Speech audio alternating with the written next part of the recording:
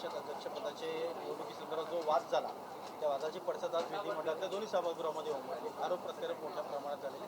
तुम्ही स्वतः आज सकाळी मुख्यमंत्र्यांनाही भेटत काय नेमका मुख्यमंत्री महोदयांना नाही भेटलो मी, शिंदे साहेबांना भेटलो ना, कारण माझी माननीय मुख्यमंत्री महोदयांची भेटच झाली नाही. मी आलो हाऊसमध्ये. पडदा पडलाय का नाही, हे बघा, मी माननीय उपमुख्यमंत्री महोदयांना भेटलो, त्यांना सगळी वस्तुस्थिती सांगितली. दोन्ही सभागृहामध्ये हा विषय निघाला. आपण सगळ्यांनी ते पाहिले. मी वरच्या परिषदेमध्ये बोललो, सभेमध्ये बोललो. परिषदेमध्ये विधान परिषदेच्या उपसभापती महोदयांनी सातारा पोलीस अधीक्षकांचं निलंबन केलं आणि सभेमध्ये मुख्यमंत्र्यांनी त्याची चौकशी लावली. त्यामुळे एवढं झालेलं आहे. आता त्याच्यामध्ये सभागृहामध्ये एका सभागृहात निलंबन झालंय, एका सभागृहामध्ये चौकशी लागलेली आहे. बघू आता काय होतंय. विधान परिषदेमध्ये उपसभापती नीलम गोरे यांनी सातारा पोलीस अधीक्षकांचं निलंबन केलं. त्याच्यावरून मोठा वाद निर्माण झाला की नीलम गोरे उपसभापती, त्यांना तो अधिकार नाही, IPS अधिकाऱ्यांना निलंबन करण्याचा. त्याच्या बाबतीतला नियम विधान परिषद नियमावलीमधला जो आहे तो विधान परिषदेमध्ये सन्मान्य सदस्य हेमंत पाटलांनी वाचून दाखवला. त्या आसनावरती उपसभापती किंवा तत्सम प्रभारी सभापती जरी बसलेले असले आणि त्यांनी जरी एखादा निर्णय घेतला, निर्देश दिला, आदेश दिला, तर तो सभापतींच्या अधिकारात जे आदेश असतात तेवढेच त्याला अधिकार आहेत. हे विधान परिषदेच्या नियमामध्ये स्पष्ट त्याचा उल्लेख केलेला आहे. त्यामुळं मान्य उपसभापती विधान परिषद मान्य नीलमताई गोरे यांनी दिलेले जे सकाळचे आदेश आहेत ते विधान परिषद नियमावलीच्या कामकाजाच्या अनुसरून, कामकाजात त्यांना दिलेल्या अधिकारात अनुसरून नियमाच्या चौकटीत असणारेच त्यांनी आदेश दिलेले आहेत. ठाकरे गटाच्या आमदारांनी आक्षेप घेतलेला आहे. ठाकरे गटाच्या आमदारांनी या संदर्भात आक्षेप घेतलेला आहे. त्यांचं म्हणणं आहे की उपसभापती म्हणून नीलम गोरे यांना तसा अधिकार नाही आणि त्या संदर्भात सभापतींकडे नीलम गोरे यांना पदावरून हटवण्यासंदर्भात उद्या त्यांनी काय मागणी करायची ती करावी. त्यांनी विधान परिषद नियमाचं पुस्तक वाचावं. विधान परिषद नियमाचं पुस्तक त्यांनी त्याचा अभ्यास करावा. त्याच्यामध्ये स्पष्ट उल्लेख केलेला आहे, ज्याचा उल्लेख सभागृहामध्ये आमदार हेमंत पाटलांनी तो नियम वाचून दाखवला आणि त्याच्यात स्पष्ट म्हणलेला आहे सभापती पदावरून काम करताना उपसभापती किंवा प्रभारी सभापती जे आदेश देतील ते सभापतीने दिलेल्या आदेशाप्रमाणे असतील.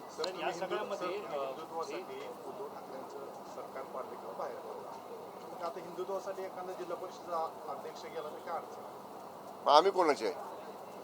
आम्ही हिंदुत्ववादी नाही का? भाजपचं झालं तर अडचण. पण आम्ही नाही का हिंदुत्ववादी? मग आमच्याकडे बहुमत आहे ना, आमच्याकडे बहुमत आहे. हिंदुत्ववादी तर आम्ही पण आहोत ना. उद्धव ठाकरेंची साथ का सोडली त्याचा ह्याचा काय संबंध नाही. आम्ही पण हिंदुत्ववादीच आहोत, आम्ही पण शिवसेनेचेच आहोत आणि बहुमत आमच्याकडे आहे ना. मग असं जर तुम्हाला एवढंच जर तुम्हाला हिंदुत्ववादी अध्यक्ष व्हावं असं वाटत असेल तर बहुमत मिळालं पाहिजे त्याला. नुसतं कुणी हिंदुत्ववादी येऊन असून त्याला अध्यक्षपद मिळत नाही. अध्यक्षपद मिळवायला लोकशाही मार्गाने बहुमत लागतं.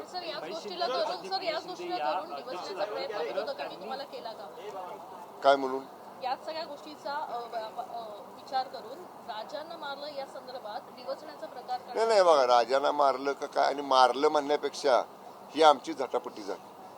आणि आम्ही स्वतः मकरंद आमदार मंत्री महोदय मकरंद पाटील आम्ही आमच्या बरोबरच्या सदस्याला मतदान केंद्रामध्ये नेत होतो. त्याला अडवलं. तो सदस्य माझ्याजवळ होता, माझ्या बरोबर होता आणि अडवताना समोरून 5-6 महिला पोलिसांनी लाट्या काट्या लावून आम्हाला ढकललं पाठीमागं आणि पुढं आम्ही जाऊ नये म्हणून पोलिसांनी दंडाला धरून ओढलं पाठीमागं. मारहाण केली म्हणजे काय काठीने मारलं कशाने मारलं असा प्रकार नाही. धक्काबुक्की केली, झटापटी झाली, त्याच्यामध्ये माझ्या हाताला लागलं. याच्यापेक्षा वेगळं काही नाही. या सगळ्यामध्ये महेश शिंदे यांनी जेवढे तुम्ही आरोप केले होते, ज्या ज्या घटना तिकडे घडल्या आहे तेवढं तुम्ही सांगितलं त्याचं सगळ्याचं घडलं. पोलिसांची यामध्ये कुठं होती, शंभूराज देसाई मध्ये आली त्यामुळे हा सगळा प्रकार घडला. ते होते का तिथं? तुम्ही जसं महेश शिंदे आमदारांनी जे बोलले ते सांगितलं त्याला तुम्ही प्रश्न विचारायला पाहिजे होतो. तुम्ही तिथं अकोले का हाल बघायला होता का? मी भोगले ना स्वतः. मी जे भोगलंय मी तिथं होतो ते मी सांगतोय. महेश शिंदे तर कुठं लांब होते, जवळ पण आले नाहीत, नव्हते पण तिथं. त्यामुळं आमदार महेश शिंदे आमचे मित्र आहेत, आमच्या पक्षातले आमदार आहेत. त्यांना म्हणावं सांगी वांगी कोणाचं ऐकून काही बोलू नका. तुम्ही जर तिथं असाल तर तुम्ही समोर डोळ्यानं जे बघितलं ते सांगा.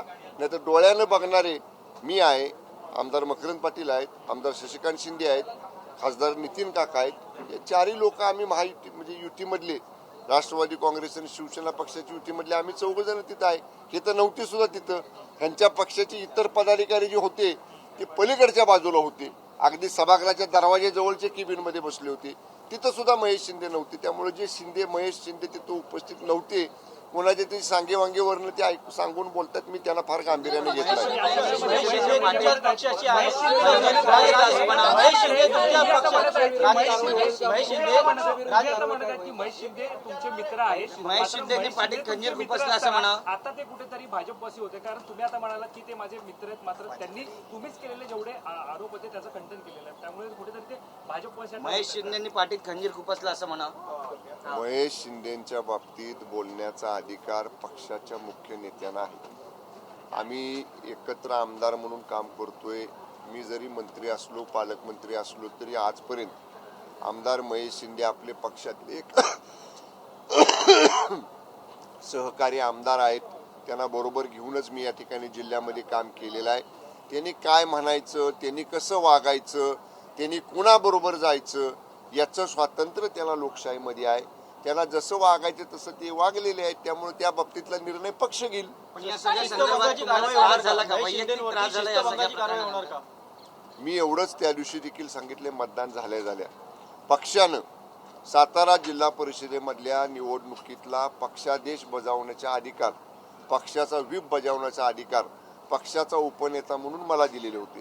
त्यामुळं मला दिलेल्या अधिकारामध्ये मी माझ्या सहीनं जिल्हा परिषदेला शिवसेना पक्षाच्या चिन्हावर निवडून आलेल्या सगळ्या सन्मान्य जिल्हा परिषद सदस्यांना व्हीप बजावलेला आहे. तसाच व्हीप महेश शिंदे समर्थक 2 जे सदस्य होते त्यांना देखील बजावलेला आहे. त्या 2 सदस्यांनी उघड भारतीय जनता पक्षाच्या बाजूला जाऊन बसून सभागृहामध्ये त्यांच्या बाजूने हात वर केलेला आहे. या पुरावा आहे सभागृहामधला. त्यामुळे त्या 2 सदस्यांवर डिस्क्वालिफिकेशनची प्रक्रिया चालू करण्याच्या सूचना शिवसेना पक्षाचे सातारचे कायदा सल्लागारांना मी दिलेले आहेत. शिवसेनेमध्ये साताऱ्यामध्ये शिवसेनेत सर एसपीचं जे निलंबन वरच्या सभागृहात झालेच का, तू अजून कायम आहे? काय पुढे प्रक्रिया? त्याच्यावर अद्याप सभागृहात दुसरा निर्णय झालेला नाही. सकाळी जो निर्णय झाला, सकाळी जे आदेश माननीय उपसभापती महोदयाने दिले ते आदेश अद्यापही कायम आहेत. त्याच्यावर दुसरा सुधारित आदेश कुठलाही झालेला नाही. सातारा जिल्ह्यामध्ये शिवसेनेमध्ये 2 फूट पडले का? 1-2 गट तयार झालेत का? कारण त्यांचं म्हणणं असं आहे की स्थानिक लेवलला निवडणुका किंवा त्यांचे मतदार ठरवण्याचे अधिकार हे स्थानिक लेवलला स्थानिक आमदारांना देण्यात आले होते, असं त्यांचं म्हणणं होतं. उमेदवार सुचवण्याचे अधिकार दिले होते. पक्षाच्या चिन्हावर अमुक जिल्हा परिषद गटातनं कुणाला उमेदवारी द्यायची, 4 उमेदवार इच्छुक आहेत, त्यातला कुणाला द्यावा, पंचायत समितीला 10 उमेदवार इच्छुक आहेत, त्यातल्या कुणाला द्यावा, हे ठरवण्याचे अधिकार पक्षाने आमदारांना दिले होते. पण सर महेश शिंदे इथे आंदोलनाला पण उपस्थित राहिले नाही. दुसरीकडे जयकुमार गोरे यांना मिठी मारताना ते दिसून आले. त्याच्यामुळे एकूणच पक्षामधून त्यांच्यावर कारवाई होण्याची अपेक्षा आहे. नांदा सौख्य बरे. देसाई साहेब, माध्यमांची प्रतिक्रिया दिल्यानंतर मंत्री जयकुमार गोरे आणि आमदार महेश शिंदे यांची कानाफूस पण झाली, गळाभेट पण झाली. सांगितले की नांदा सौख्य बरे, नांदा सौख्य बरे. त्यांची देहबोली अशी होती सर, गोरेंनी असं म्हटलेलं आहे. पण मग एक आमदार कमी होईल ना शिवसेनेचं जर कारवाई झाली तर? आम्ही कुठं म्हणलं कमी झाला आमदार म्हणून? कारवाई कोणावर होईल म्हटले मी? जिल्हा परिषद सदस्यांवर. ज्या जिल्हा परिषद सदस्यांनी व्हीपचं उल्लंघन केलं, जिल्हा परिषद मतदान अध्यक्ष उपाध्यक्षाचं मतदान करताना सभागृहामध्ये हात वर करून ज्याचा इव्हिडन्स आहे, ज्याचा पुरावा आहे, त्या सदस्यांवर डिस्क्वालिफिकेशन होईल. जयकुमार गोरेने इथे तुमचं सगळं फोडून त्यांनी म्हटलेलं की तुम्ही तिकडे येऊन कायदा सुव्यवस्था बिघडवण्याचं काम केलेलं आहे. पोलिसांवर प्रेशर टॅक्टिक्सचा वापर हा मला सांगा, दूध का दूध पाणी का पाणी त्या दिवशी झालेला आहे. सातारचा स्थानिक मीडिया सगळं बघायला आहे, सातारचे स्थानिक पत्रकार सगळं बघायला आहेत. आणि लोकांनी पाहिले ना, हे 33 लोक गेले मतदानाला आणि ह्यांचे 2 लोक ह्यांच्या हातातनं उचलून कुणी नेले? साध्या वेशातल्या पोलिसांनी नेले. म्हणजे पोलिसांनी, सातारा जिल्हा पोलिसांनी अध्यक्षपद आणि उपाध्यक्षपदाची सप्रेम भेट सातारच्या भारतीय जनता पक्षाला दिलेली आहे. ठीक आहे, काय होणार? निलंबन कायम राहणार की नाही यावर आज विधान मी काय सांगितलं, आता 7 वाजलेले आहेत. परिषदेचं कामकाज संपून आम्ही बाहेर पडलेलो आहे. सकाळचा जो निर्णय आहे माननीय उपसभापती महोदयांचा, सातारा जिल्हा पोलीस अधीक्षकांचं निलंबन करण्याचा, तो अद्याप कायम आहे. त्याच्यावर दुसरा सुधारित आदेश सभागृहामध्ये, दुसरे सुधारित निर्णय सभागृहामध्ये झालेले नाहीत. शिवसेना आणि भाजपमध्ये दुरी निर्माण झाली का यामध्ये ठिणगी पडली आहे का युतीमध्ये? या निमित्तानं युतीमध्ये ठिणगी पडलेली आहे का कशामुळं? साताऱ्याच्या या धक्का नाही बघा, मी तुम्हाला सांगतो, जिल्हा नगरपालिकेच्या निवडणुकीला जिल्ह्याचा पालकमंत्री म्हणून मी महायुती करायचा प्रयत्न केला. भाजपच्या जिल्हा नेत्यांकडून त्याला प्रतिसाद मिळाला नाही. जिल्हा परिषदेच्या वेळी मी प्रयत्न केला, त्याला प्रतिसाद मिळाला नाही. त्यांनी सांगितलं आमच्या पीएकडेच निरोप दिला, आम्हाला स्वतःच फोन केला नाही. पण सातारा शहरामध्ये असताना त्यांना मिटिंगचा निरोप पोचला असताना ते स्वतः बैठकीला दोन्ही मंत्र्यांपैकी 4 आमदारांपैकी कुणी भाजपचे आलं नाही. त्यांनी पहिल्यापासूनच महायुती करण्यामध्ये रस दाखवला नाही. म्हणून प्रिपोल अलायन्स राष्ट्रवादी काँग्रेसचा आणि शिवसेनेचा झाला. त्यामुळे युतीत मतभेद असायचा प्रश्नच नाही. त्यांचं ते लढले, आमचं आम्ही लढलो. राजे, पण या सगळ्यामुळे मानसिक त्रासाला तुम्हाला सामोरं जावं लागलं आणि अशा पद्धतीचं राजकारण तुमच्या उभ्या आयुष्यात पाहिलं होतं? बिलकुल नाही मानसिक त्रास काही झालेला. पक्षासाठी लढाईची शिकवण वंदनीय शिवसेना प्रमुख स्वर्गीय बाळासाहेब ठाकरे साहेबांनी आम्हाला दिलेले. मी ज्या तालुक्यातनं येतो ते स्वर्गीय लोकनेते बाळासाहेब देसाई, स्वर्गीय शिवाजीराव देसाई यांनी आम्हाला लढायला शिकवलेलं आहे. सत्यासाठी आम्ही लढलो, सत्याच्या बाजूने आम्ही लढलो, दांडगाव्याच्या विरोधात आम्ही लढलो.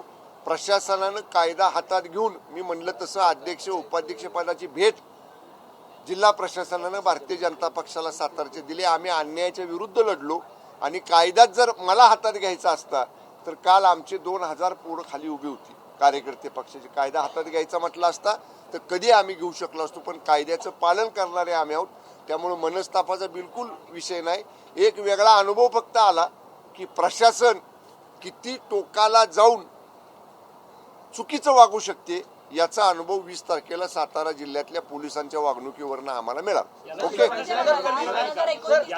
सरकारमधले ज्येष्ठ मंत्री आहात, तुम्ही सरकारमधले ज्येष्ठ मंत्री आहात, पोलिसांनी अशा प्रकारची भूमिका घेतली हे तुम्ही स्वतः सदनामध्ये सांगितलं. असं असताना गृह मंत्रालय मुख्यमंत्र्यांकडे असून देखील त्यांनी याबाबत अजून कोणतीही भूमिका घेतली नाही किंवा याबाबत कुठली कारवाई केली? वाट बघतोय आम्ही, मुख्यमंत्री आहेत. आम्ही वाट बघतोय.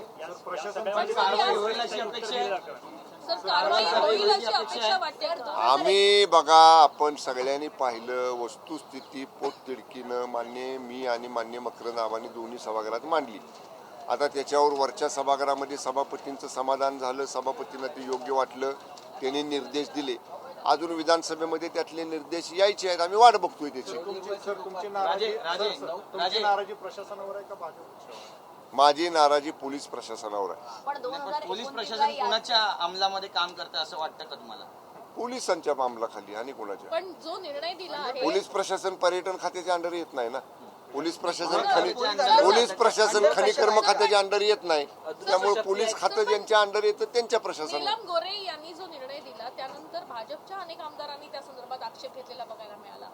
त्याच्यामुळे तुमची नाराजी प्रशासनावर मी म्हणलं ना ताई, आपण मॅडम मगाशी ऐकलं नाही, नियम जर काढून बघितला तर नियमाच्या पुस्तकात स्पष्ट दिलंय ना, ज्या सभापतीच्या आसनावरनं बसून निर्णय घेतलेले त्याला सगळे अधिकार सभापतींचे आहेत.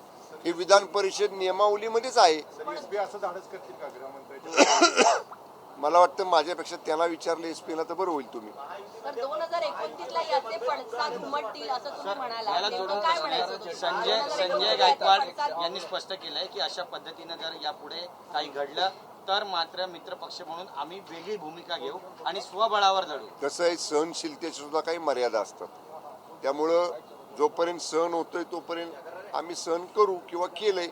जेव्हा सहनशीलतेच्या मर्यादा संपतील तेव्हा काय होईल आता आम्ही पण सांगू या शकत नाही. प्रकरणामध्ये आता परब साहेब आहेत, त्यांनी पण शिवसेनेचे नेते अनिल परब ते म्हणतात वाघ खरा कुठे गेला, शेपूट टाकून तुम्ही आज बसले, अशा पद्धतीने त्यांनी तुमच्यावर पण टीका टिप्पणी. काय तर कोलीत त्यांच्या हाती लागला असं म्हणावं. मी त्यांना सकाळी सुद्धा सभागृहामध्ये सांगितलं, वाघ कुठेही गेला नाही, वाघ वाघच आहे. आणि आम्ही अनेक वेळा ते दाखवलेलं आहे, लोकशाही मार्गाने दाखवलेलं आहे. मी मगाशी म्हणलं तसं मी राज्य सरकारचा एक मंत्री आहे, संसदीय म्हणजे या मंडळाचा मी एक सदस्य आहे. लोकशाही तत्व मी पाळणाऱ्यापैकी एक आहे. म्हणून आम्ही कायदा हातात घेत नाही. कायदा हातातच घ्यायची वेळ आली तर निश्चितपणे शिवसेना स्टाईलनं आम्ही ते कधी करू शकतो, पण आम्ही ते करणार नाही, केलेलं नाही. आणि जेव्हा आमची ताकद दाखवायची आहे, परमला म्हणावं, तुम्हीच म्हणला होता आम्ही बाहेर असताना गुवाहाटीला ह्यांची प्रेतं येतील, आम्ही खुलेआम सीना ताण की आलो मुंबईमध्ये, विश्वासदर्शक ठराव पास केला, सरकार बनवलं मुंबईमध्ये येऊन. काय झालं त्यावेळी? त्यामुळे आम्ही आहोत तसेच आहोत. आमच्यात शिकवण वंदनीय शिवसेना प्रमुख हिंदू हृदय सम्राट स्वर्गीय बाळासाहेब ठाकरे साहेबांचे आहे. त्यामुळे शिवसैनिक म्हणून आमचा करारीपणा कालही होता, आजही आणि उद्याही राहील. ओके, मुख्यमंत्र्यांशी या संदर्भात चर्चा करणार आहात का? बैठक आहे मला माहित नाही, मला माहित नाही. तुम्ही चर्चा करणार आहात का? सकाळी ती 9:30 वाजताची बैठक होती. तो सातारा प्रकरण त्यामध्ये चर्चेत सकाळी पक्षाच्या बैठकीमध्ये याची चर्चा झाली. मी सगळा इतिवृत्तांत सांगितला आणि विशेष बैठकीत माझं कामकाज परिषदेमध्ये असल्यामुळे मी विधान परिषदेच्या बैठकीमध्ये सहभागी व्हायसाठी गेलो. Okay, thank you. 2029 ला तुम्ही जे म्हणाला 2029 ला याचे पडसाद पाहायला मिळतील, नेमकं काय म्हणायचं? आता लवकर निवडणुका नाहीत ना दुसऱ्या कुठल्या. हां. आता निवडणुका या किरकोळ नगरपालिका तुमच्या काय ते ग्रामपंचायतीच्या वगैरे आहेत. त्यामुळे मोठ्या निवडणुका तर 29 मध्येच आहेत ना. स्वबळाचा नारा आता ज्या कुठल्या निवडणुका लोकसभेच्या आधी येतील, विधानसभेचे येतील, त्या निवडणुकीमध्ये आता पुन्हा चित्र दिसेल ना पुढं काय आहे ते.